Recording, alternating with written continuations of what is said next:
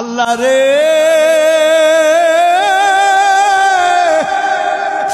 এই গুনাহগুলি নিয়া তোমার দরবারে কেমন করে হাজির হব আল্লাহ, বড় ভয় লাগে। অন্তরের ভিতরে বড় ভয় জাগে গো আল্লাহ। তবে আমি একটা কথা জানি আল্লাহ গো, মানুষ যতই গুনাহ করুক না কেন, মানুষের এই গুনার শেষেও তো তোমার রহমত আছে গো আল্লাহ। আল্লাহ আমি শুনেছি মানুষের গুনাহ যতই বড় হোক না কেন আল্লাহ, মানুষের গুনাহ থেকেও নাকি তোমার রহমতের দরিয়া আরো বিশাল। ও গো মালিক, জীবনে তোমার সিজদা দেই না, জীবনে তোমার ইবাদত বন্দেগী করি নাই আল্লাহ। বলতে বড় লজ্জা লাগে, কিন্তু তুমি ছাড়া তো আমার আর কেউ নাই গো আল্লাহ। আল্লাহ এই নাফরমান বান্দার প্রতি তুমি একটু দয়া করো না। এই কথা বলিয়া ওই যুবক ভাইটা কান্নাকাটি করে। ওই মা জননী সন্তানের এই বেহাল দশা দেখে মাও কান্নাকাটি করে। একটু পরে যুবক মায়ের হাতটা চাপিয়া ধরিয়া মাকে ডাক দিয়া বলে, মা আমি তোমারে দুইটা কথা বলবো। এক নাম্বার কথা হলো গো মা, এই দুনিয়ার থেকে আমার হায়াত যেই কোনো সময় শেষ হয়ে যাবে, যেই কোনো সময় আমি হয়তো বা দুনিয়া থেকে বিদায় নিয়ে যাব। মা গো মা,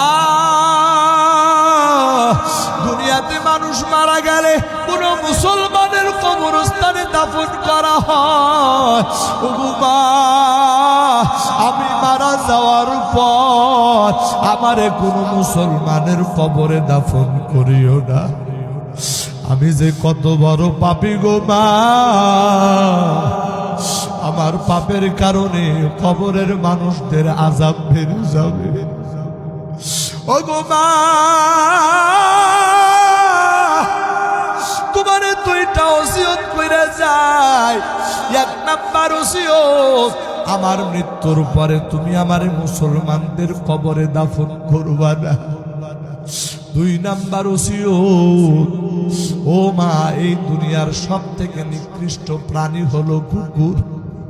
যদি কুকুর মারা যায়, ওই কুকুরের গলা মানুষ রশি লাগাইয়া ওই কুকুরে টানতে টানতে যেমন ময়লার ডাস্টবিনের ভিতরে ফালায় দিয়ে আসে। ও গো মা,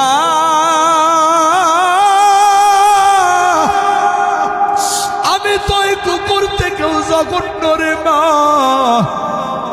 ওই নিকৃষ্ট প্রাণী থেকেও আমি আরো জঘন্য গো মা।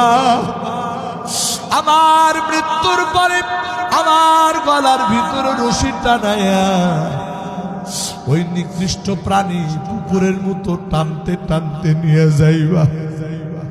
এলাকার ভিতরে সব থেকে ময়লার বড় ডাস্টবিনের জায়গা, ওই ময়লার ডাস্টবিনের ভিতরে তুমি আমারে ফালাইয়া দিয়া দিবা। আমার প্রাণের ভাইরা, একজন মা সন্তানের মুখের এই কথা শুনিয়া মা বরদাস্ত করতে পারে না, আল্লাহরে ডাক দিয়া বলে, আল্লাহ